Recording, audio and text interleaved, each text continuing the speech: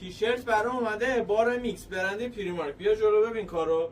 یه کار چاپ درجه 1 با کیفیتش نگاه کن. کارو فوق العاده لطیف و شیکه. در 3 تا رنگه ولی چاپاش بی‌نظیره دیگه. مثلا این کارو بگی باز این چاپش اینطوریه.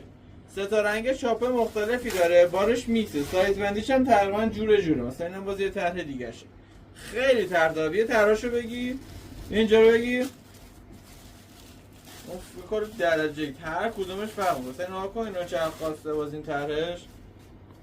کار درجه 1 اورجینال، کارا بنگلادشیه، کار وارداتی درجه 1. اینا مثلا طرح دیگه شه. 3 تا رنگ داره، هم مشکی داره، هم کار صورتی داره که همین کاری که اول بعد وا کردمه.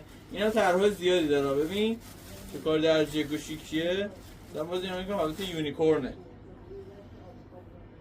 کار درجه 1 سایز لارج. ببین چه قواره کار داره. اکثرا سایز بند داره. اینم طرح‌های سفیدشه.